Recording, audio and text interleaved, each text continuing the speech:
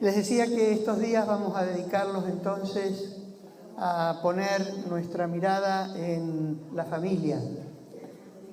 De hecho, es un tema que hace tiempo el Señor puso en mi corazón y me di cuenta que si tenemos familias sanas, vamos a tener personas sanas.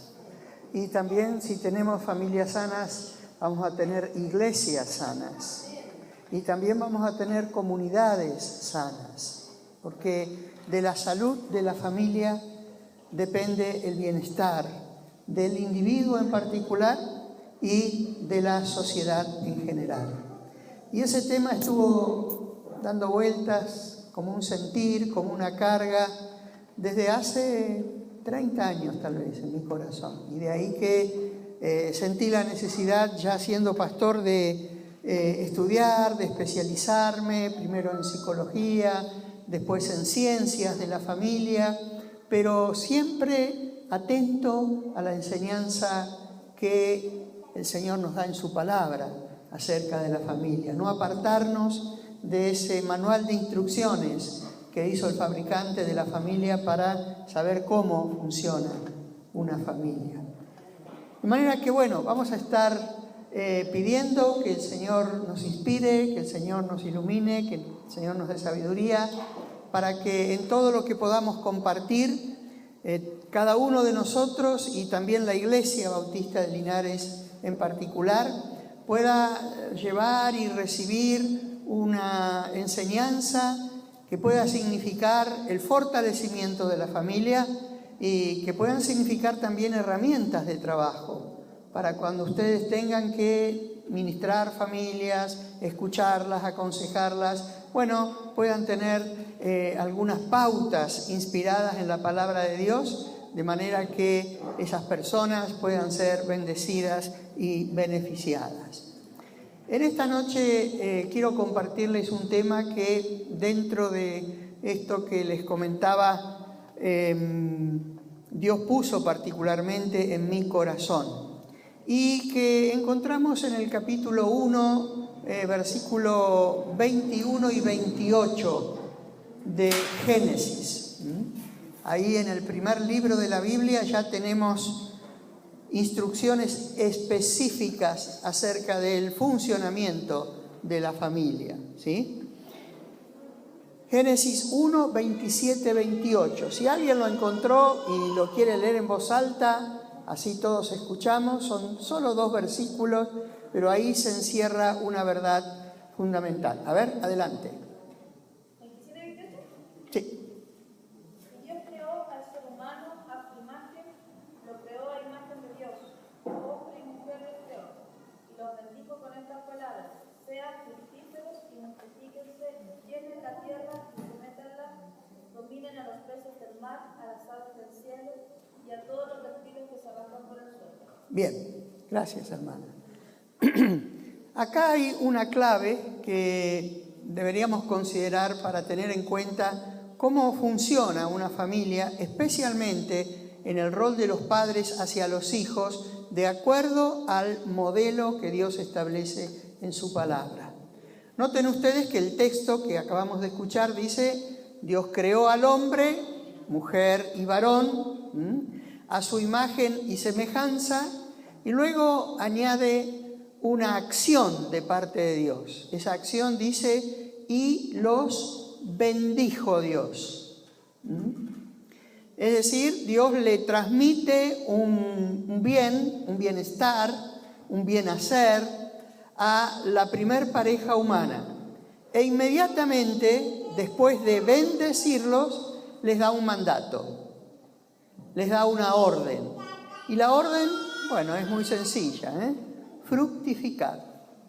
Es decir, procreen, tengan hijos, llenad la tierra, es decir, tengan tantos hijos, como Dios les mande, y administren, sean mayordomos ambos de la tierra.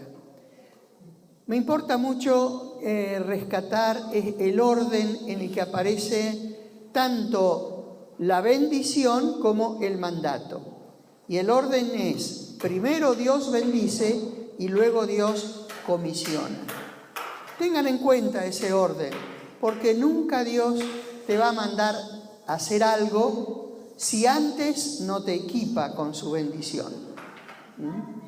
Nunca Dios te va a mandar a hacer algo, no solo en el orden familiar, sino en cualquier misión que Dios te encomiende en la vida, si antes no te equipa. Algo así como cuando los padres enviamos a nuestros hijos a la escuela, ¿verdad? La madre generalmente, otras veces el papá, se fija muy bien si lleva todo en su mochila, si lleva el cuaderno, si lleva el manual de estudio, si lleva los apuntes, si lleva la regla, si lleva el lápiz, es decir, si va equipado, porque del equipamiento va a depender mucho el rendimiento en ese día escolar. De la misma manera, cuando Dios nos envía, nos equipa, nos bendice con su bendición. Los padres debíamos recibir la bendición de Dios y luego procrear. Es interesante que en el libro del Génesis, que es el libro de los principios, siempre la bendición de Dios aparece vinculada al don de la procreación. Bendición de Dios, capacidad de ser papás y mamás. Por ejemplo, ahí en Génesis 9, una vez que Dios envió el diluvio y rescata la primer familia, una vez más se repite este mismo patrón de parte de Dios. Y los bendijo Dios, Génesis 9, y les dijo: fructificad y multiplicad. Otra vez en un momento fundacional de la especie humana, ¿verdad? Primero con Adán y Eva, ahora con Noé, la nueva familia que inicia un nuevo ciclo de la humanidad, y los bendijo y les dijo: sean padres. Es decir, le da una orden, pero antes los capacita. Otro texto importante es Génesis 12. ¿Qué tiene de importancia Génesis 12? Bueno, la importancia es que en ese texto, nada menos, aparece el padre de la fe, es decir, el padre del pueblo primero hebreo y el padre de todos nosotros, Abraham. Dios lo llama otra vez a Abraham y dice: te bendeciré y serás bendición. En ti serán benditas ya no una familia, sino ahora todas las naciones de la tierra. Aquí ya hay un giro que es importante rescatar, porque en las bendiciones anteriores era: te bendigo y procreas. Acá es: te bendigo para que seas canal de bendición. Es decir, ahora Dios quiere que los padres no solo reciban esa bendición, sino que además sean transmisores de la bendición de Dios para con sus hijos. Ahí, al terminar el libro del Génesis, ya Génesis capítulo 49, versículos 1 al 22, tenemos una extensa oración de parte de Jacob, el anciano Jacob, frente a sus 12 hijos, ¿haciendo qué? Bendiciendo. Al mayor, al menor, al del medio, a cada uno de los hijos. Parece que Jacob se tomó muy en serio esto de recibir bendición para hacer bendición.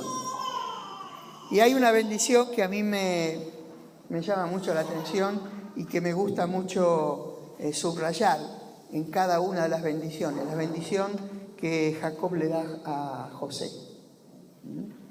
Bueno, sabemos que José tenía una cierta preferencia a los ojos de este padre, ¿no es cierto? Pero cuando el padre le habla a José extendiendo su mano, apoyándola sobre su cabeza, sobre su hombro, Jacob le dice: José, rama fructífera. Lo llama de una manera que le pronostica un futuro venturoso, un futuro bendecido. José, rama fructífera. La bendición que recae sobre ti, José, es mayor que la bendición que recayó sobre mis padres. Es decir, José recibía una bendición, una macro, una mega bendición. De alguna manera, él recibía la bendición de Jacob de esa manera. Porque de últimas, bendecir, ¿qué significa? Decir bien. Bendecir. También significa hacer bien. Pero aquí Jacob dice bien. Bendice. ¿Y cuándo dice bien? Cuando levanta la autoestima de este José diciéndole rama fructífera. José y María, ya con el niño de pocos días, llevan a Jesús al templo para ser bendecidos. Entonces aquí estamos tomando una idea donde Dios hace a los padres responsables de ser los canales de bendición para con sus hijos. Muchas veces cuando traemos a nuestros bebés, a nuestros niños, a los recién nacidos y los presentamos delante del Señor y el pastor ora por ellos, algunos lo levantan y todos estamos tan contentos sabiendo que es un momento maravilloso que va a marcar la vida de ese niño porque lo hemos presentado delante del Señor. Y decimos, Señor, bendice a este niño.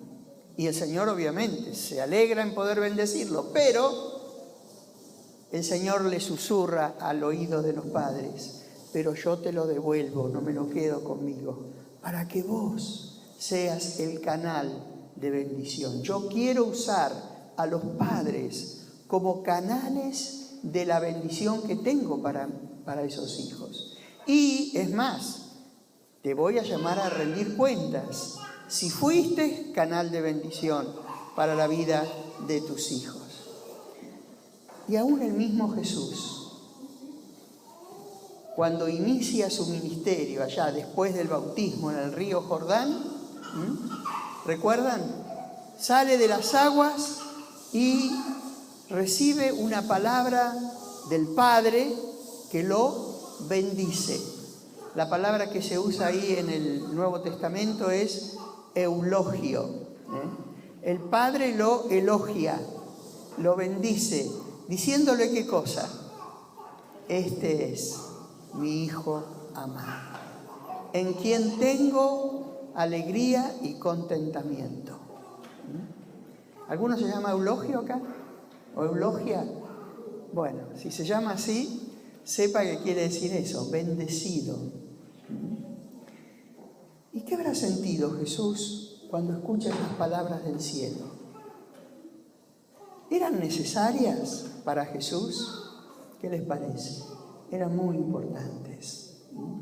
Porque el Hijo amado, a quien el Padre manda al mundo para nacer en un pesebre, morir en una cruz, empieza su misión. Y así como cuando cada uno de ustedes, chicos y chicas, van a iniciar alguna carrera, algún trabajo, algún proyecto nuevo, saben que la oración de sus padres les va a dar una fuerza extraordinaria para ese nuevo tramo de la vida. Así el Señor Jesús, cuando escucha estas palabras del Padre, que lo bendice, siente una alegría, siente un gozo, siente una fuerza que él necesitaba, porque el Padre lo está presentando en sociedad y está diciendo, este es mi Hijo amado, escúchenlo, síganlo a él. Qué bendición de parte aún del mismo Jesús con el Padre que lo está bendiciendo al Hijo. Esta tarea que tenemos los padres de bendecir a nuestros hijos. Es una tarea indelegable.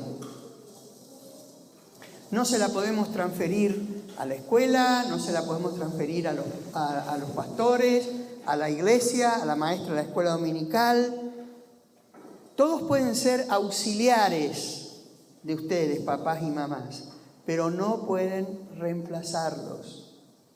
El ser canal de bendición es una responsabilidad principalmente, no exclusivamente, pero principalmente de los padres. Entonces, esta primer visión quiero que les pueda quedar clara. Dios bendice a cada pareja de papá y mamá para que cada padre y madre pase esa bendición a sus hijos. Y esos hijos a mis nietos. Y aquellos nietos a los que serán mis bisnietos. Todavía no tengo ni nietos, pero espero que mis hijos, que son 5, ya están en edad, ¿no es cierto?, de hacerme abuelo, alguna vez puedan pasar la bendición que yo les di a ellos con mi esposa. Entonces es como una carrera de posta. ¿Ustedes vieron? Un corredor le pasa la posta y el otro sigue corriendo, y así hasta alcanzar la meta. Generación tras generación, un padre bendice a su hijo y su hijo así a la siguiente generación. Ahora, hasta acá la buena noticia. Pero, además de Génesis capítulo 1 y capítulo 2, la mala noticia es que existe Génesis 3. Si no existiera Génesis 3, hoy estaríamos todavía en el paraíso y la Biblia tendría solo 2 capítulos. Pero a partir de Génesis 3, el hombre se rebela contra Dios y surge en la historia de la humanidad lo que podríamos llamar el antiplan. ¿Qué es el antiplan? Lo que va en contra del plan. ¿De qué plan? Del plan de bendecir a padres para que padres bendigan a sus hijos. De manera que así como los padres podemos ser canales de bendición, también podemos ser canales de destrucción y de desgracia para nuestros hijos. Así como los padres que viven de acuerdo a la voluntad de Dios pueden garantizar una vida de bendición para sus hijos, así los padres que viven de espalda a la voluntad de Dios, no les quepa duda, garantizan una vida de destrucción. Así como hay un plan de bendición, hay un antiplan, un plan de maldición.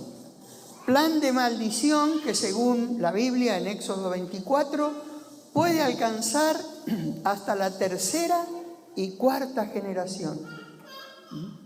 Porque ya se anticipa ahí, después de dar los 10 mandamientos, que si los padres no enseñaban a sus hijos aquellas leyes, hasta la 3ª y 4ª generación quedarían bajo la maldición que estos padres le ocasionaban a sus hijos, a sus nietos, a sus bisnietos y a sus tataranietos. Plan de maldición que puede alcanzar hasta una 3ª y 4ª generación. ¿Ustedes recuerdan cuando a Jesús le traen un ciego? Ahí en Juan capítulo 6. Le hacen esta pregunta. ¿Quién pecó? ¿Este o sus padres para que naciera ciego? ¿A qué hace referencia esa pregunta?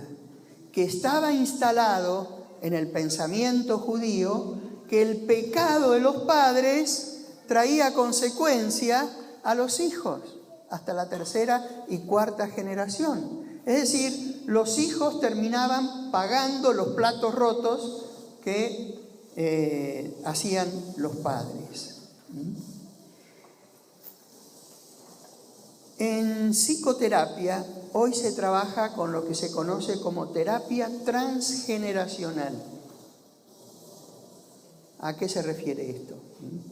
Que hoy un psicólogo no hace como hacía a lo mejor 3 décadas atrás, que cuando había una persona que tenía un problema, bueno, lo convocaba, empezaba la sesión y trataba puntualmente a esa persona, como si esa persona fuera el chivo expiatorio del pecado de toda su familia. En terapia se empezó a ver que en realidad la persona enferma era un emergente del grupo familiar y se empezó a tratar como terapia familiar. Se convocó a los padres, se convocó a los hermanos, se trabajó con toda la familia. Y a veces el que hacía la consulta era el más sano de toda la familia, porque era el que más conciencia tenía de su problema. Y el grupo familiar era el que enfermaba a este paciente. Pero fueron un paso más allá y empezaron a preguntarse si en realidad esta familia disfuncional no estaba repitiendo un patrón disfuncional que venía de sus ancestros, de familias anteriores.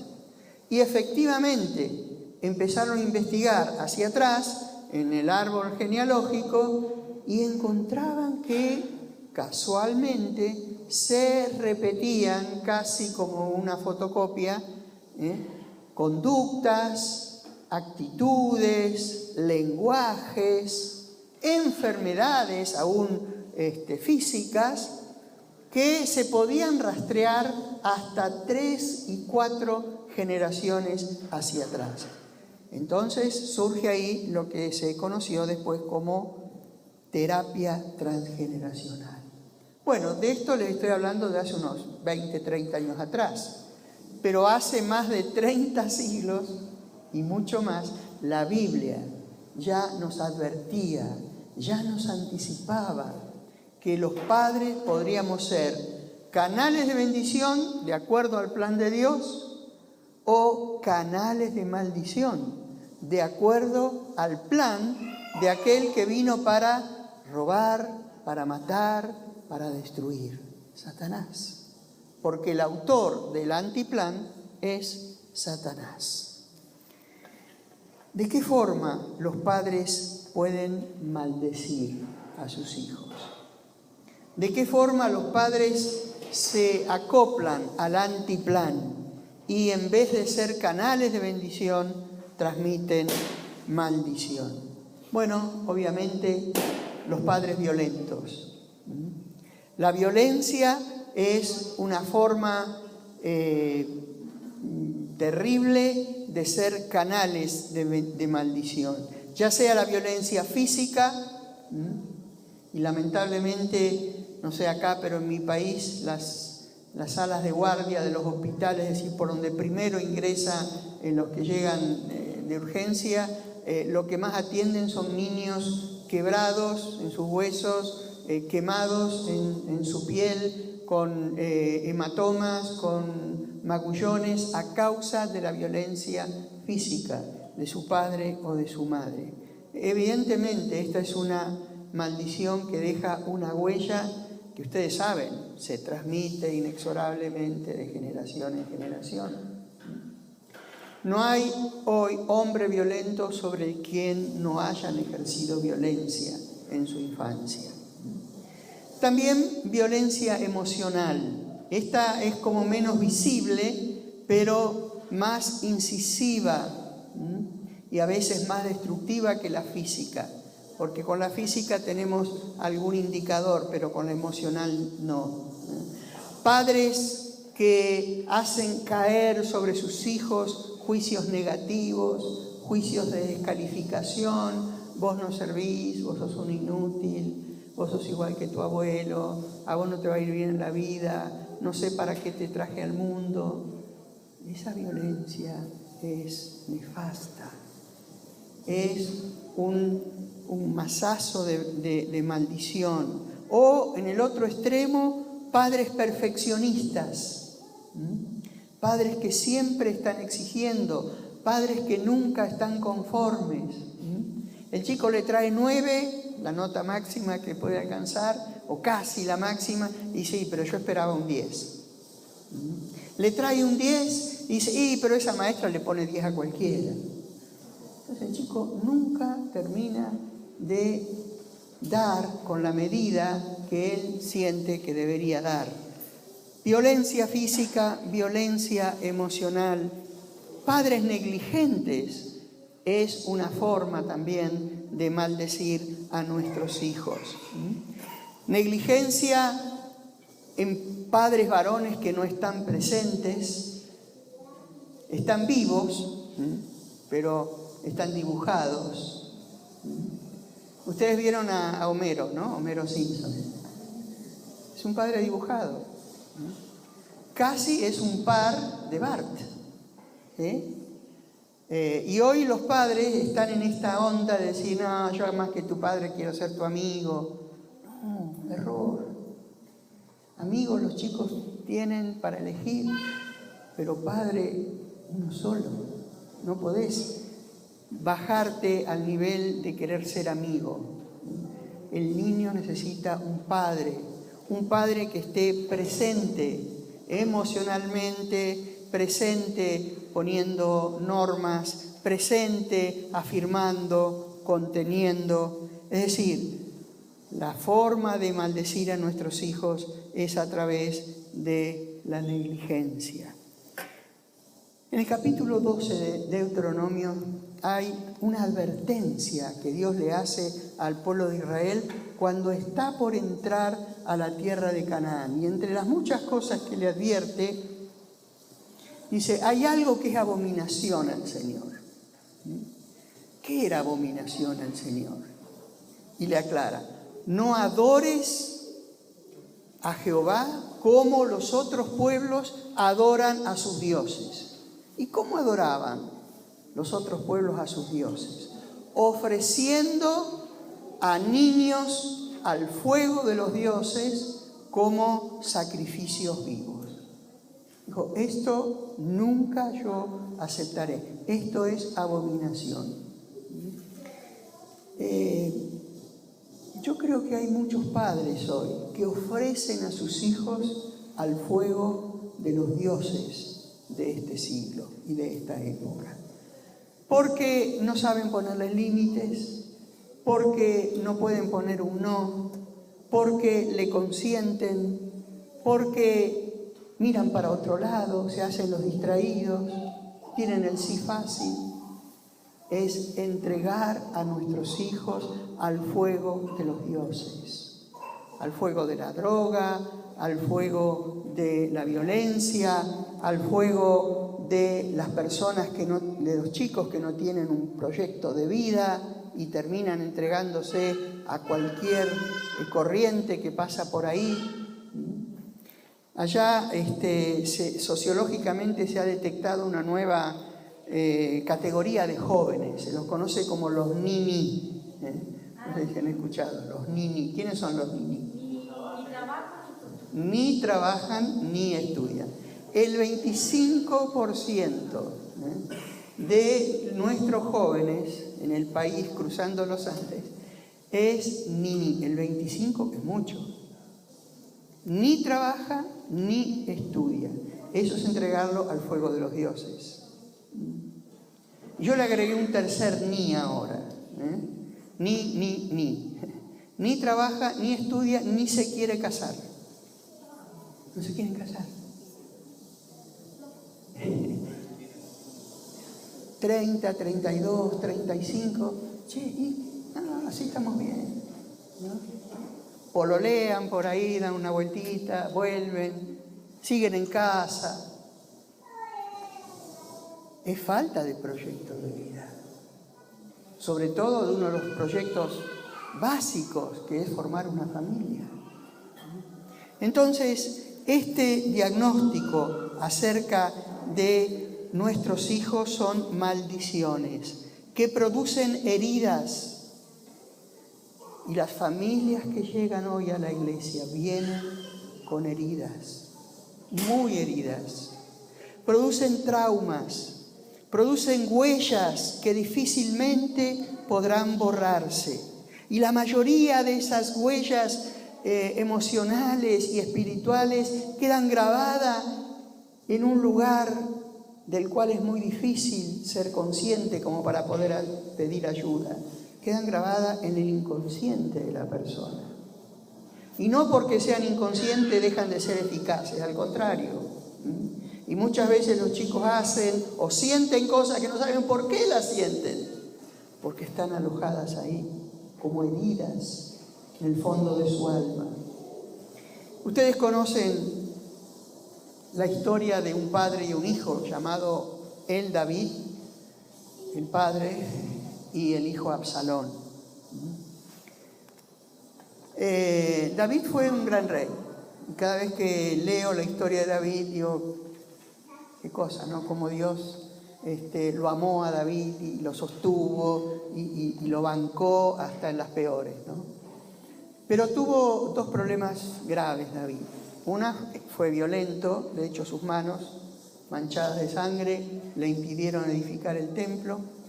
Y la otra era que era un mujeriego, era un picaflor, andaba picoteando de aquí por allá. Y en una de esas correrías picoteó con la mujer de Urías, su guerrero más valiente y más honesto. Y en esa circunstancia, Absalón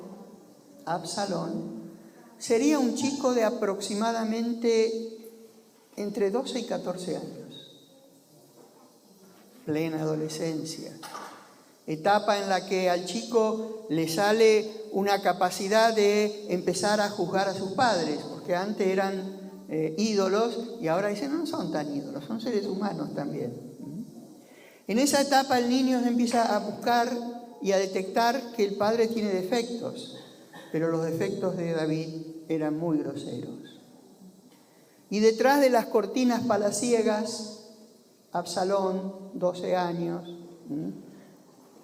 veía las correrías de su padre, el rey. Y todo eso se iba grabando en su corazón. Ustedes conocen la historia de Absalón. Absalón es un hombre violento, un hombre que se rebela mal contra su padre, un hombre que trata de desplazar al padre del trono de Israel. De hecho lo consigue por unos días, organiza un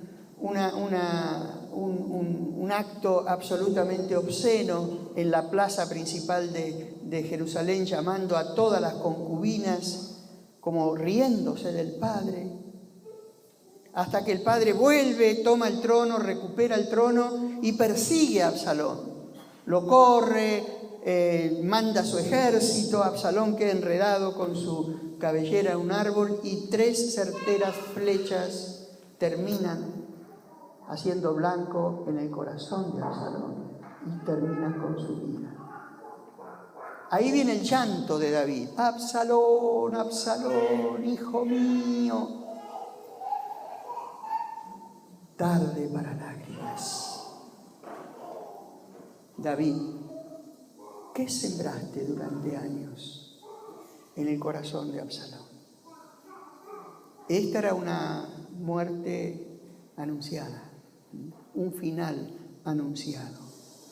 Todas las heridas duelen, pero las heridas hechas por un padre son las más dolorosas y son las que más daños hacen. Las heridas que afectan a nuestra familia hoy día son muchas, inmensas y profundas. Y yo quisiera pedirles, papás, mamás, por favor, abran los ojos, abran los oídos, escuchen los gritos de los heridos, vean esas heridas, todavía pueden ser curadas. ¿Cómo podemos curar esa herida? Volvemos al plan original, al plan de la bendición. Dios te hizo papá, te hizo mamá, pero antes te equipó para que seas canal de bendición para tus hijos. La buena noticia es que la maldición se puede cortar y se puede iniciar una nueva generación de padres que bendigan a sus hijos. Porque si alguno está en Cristo, nueva criatura es. Las cosas viejas pasaron y ahora son todas hechas nuevas. Y vos podés pedirle al Señor un corazón nuevo de papá y de mamá para poder ser un canal de bendición a tus hijos. El profeta Jeremías anunciaba, en aquel tiempo, ¿de qué tiempo hablaba? Del tiempo mesiánico, es decir, del tiempo de Jesús. Profetizaba, en aquel tiempo ya no se dirá, los padres comieron los higos y a los hijos le salieron las denteras. Era un dicho como diciendo, comiste locro y a tu hijo le agarró dolor de panza. En aquel tiempo ya no pasará eso, dice, porque cada generación va a ser responsable de lo que haga por sí misma, ¿sí? Y cada generación va a tener la oportunidad de ver el camino extraviado que ha llevado, pero de poder iniciar un nuevo camino para hacer bendición a sus hijos. Formas de bendecir a nuestros hijos. Bueno, no se trata solo de decir, te bendigo. En el campo, no sé si todavía se mantiene esa costumbre, pero los padres los hijos dirían, bendígame tata, decían, ¿no? Y bueno, la bendición me dijo, y ahí se iba con la bendición, si se iba al campo, si se iba a buscar los animales, se iba con la bendición. Bueno, una tradición, pero esto es más que una tradición. La bendición de padres a hijos se traduce en expresiones muy concretas y muy prácticas, que son las que se oponen al antiplan, ¿verdad? En primer lugar, los padres bendicen a sus hijos cuando los capacitan para tener lo que se conoce como juicio crítico. No quiero complicarles la vida, pero quiero sembrar esta idea. ¿Qué es el juicio crítico? Es la capacidad de discernir. Solo los seres humanos tenemos esta capacidad de poder decir, esto es bueno, esto es malo, esto es blanco, esto es negro, esto me gusta, esto no me gusta. Juicio crítico. Cuando los padres les ayudamos a nuestros hijos a diferenciar lo que es una verdad de una mentira, los estamos equipando, los estamos bendiciendo, equipándolos para que ellos sepan discernir. En casa teníamos una costumbre un poco pagana, ¿no? Que era de ver Tinelli. Bueno, Tinelli es un programa nefasto, quema mentes. Pero yo le decía a los chicos, vamos a verlo a Tinelli. Nos sentábamos ahí 1 o 2 veces, ¿no? Bueno, a ver chicos, ¿qué ven ustedes acá? ¿Y qué es esto? ¿Y qué hace este señor con estas chicas y con estos muchachos? Y los está usando, papá, los estás usando. Bueno, muy bien. ¿Y qué te parece que va a pasar cuando termine de usarlos? Y después de exprimir el limón, lo tiramos y buscamos otro, ¿no?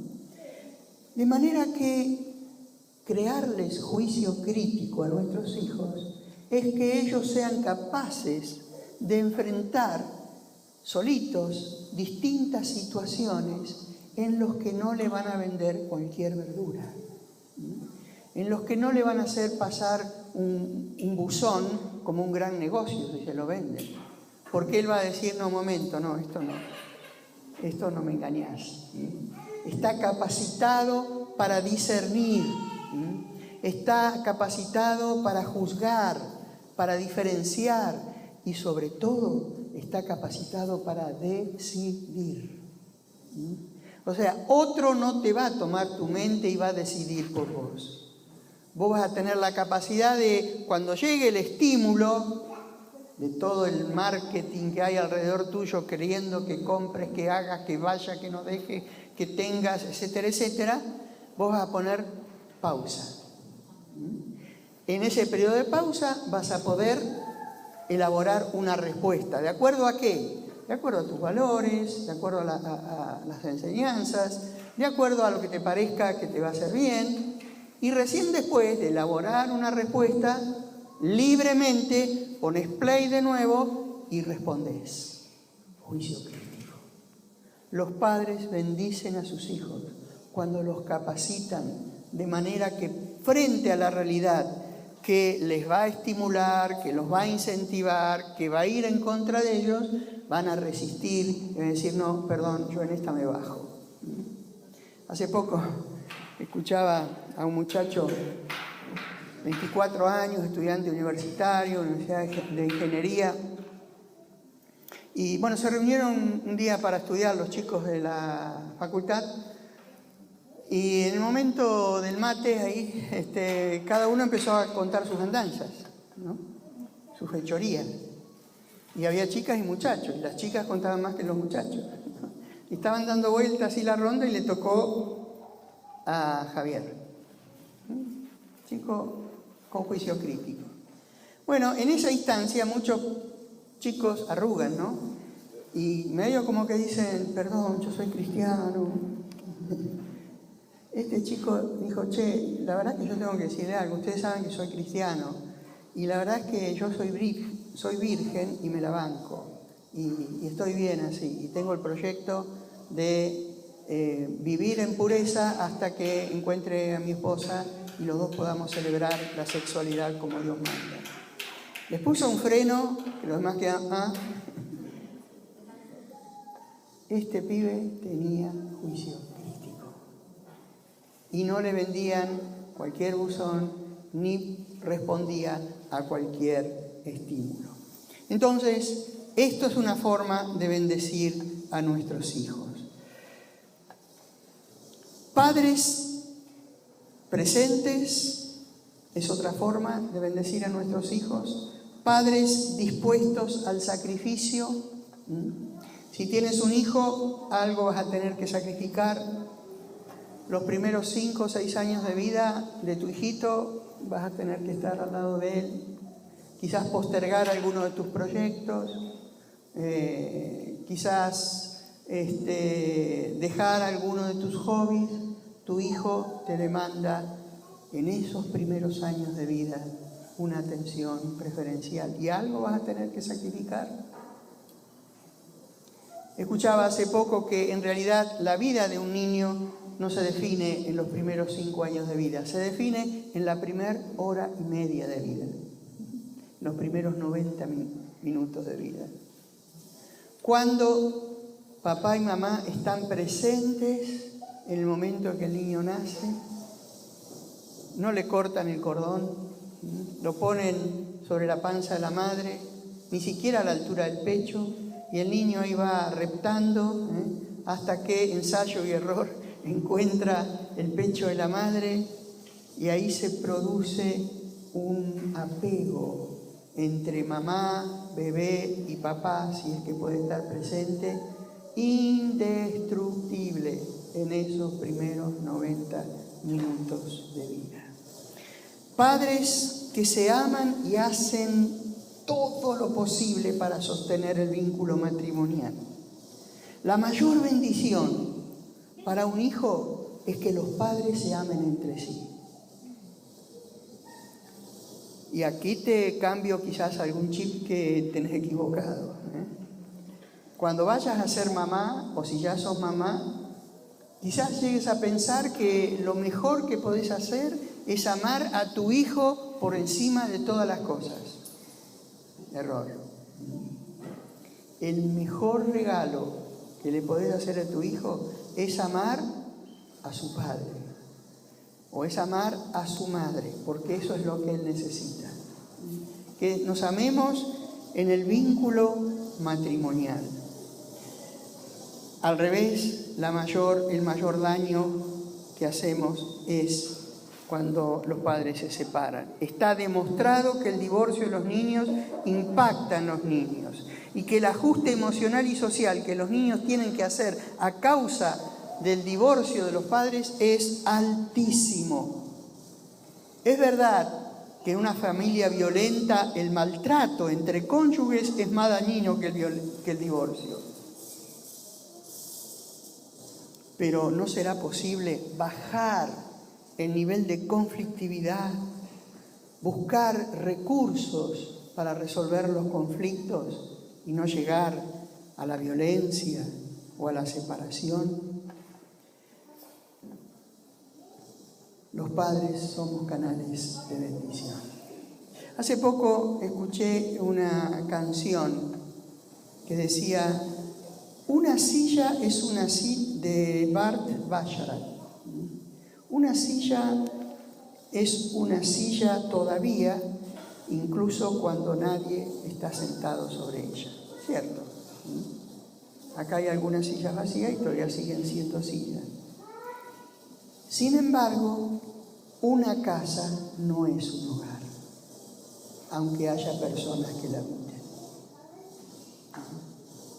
Muchas veces pensamos que por estar en casa ya estamos en el hogar.